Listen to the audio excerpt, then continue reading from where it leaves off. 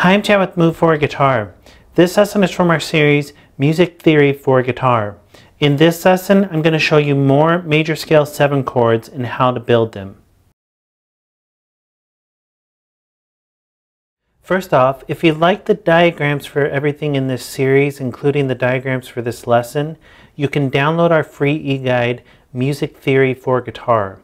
And this e-guide will be something that you can study and use as a reference for years to come. And like I said, it's free, so there's no reason not to just go download it.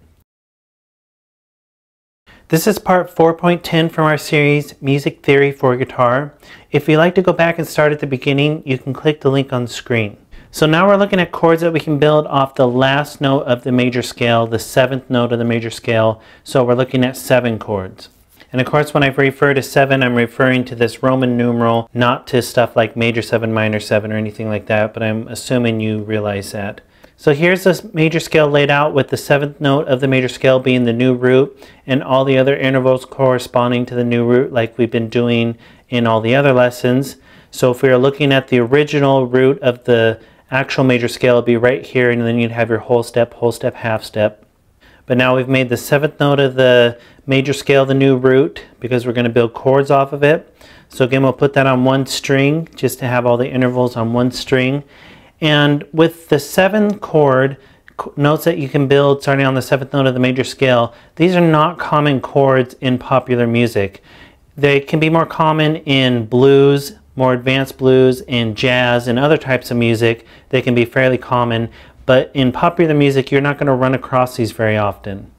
And as you'll remember, if you build a triad off the 7th note of the major scale, you get a diminished triad. If you add the 7th in there, you have a minor 7 flat 5. And the minor 7 flat 5 is the most common of these chords when you're building chords off the 7th note of the major scale. That's the one you'll come across the most often.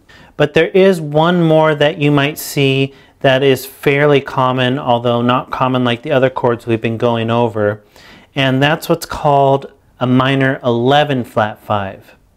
So a minor 7 flat 5, as you remember, is a root flat 3, flat 5, flat 7.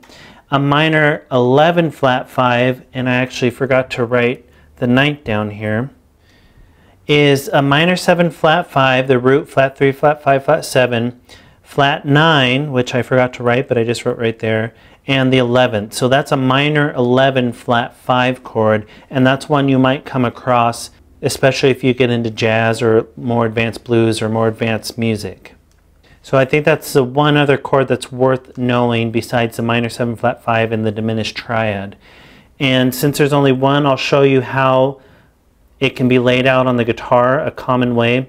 So if we start with the C minor shell voicing, you'll also know that this is a shell voicing for a minor 7 flat 5 because shell voicings don't have the 5th in them, and the only difference between a minor 7 and a minor 7 flat 5 is the 5th.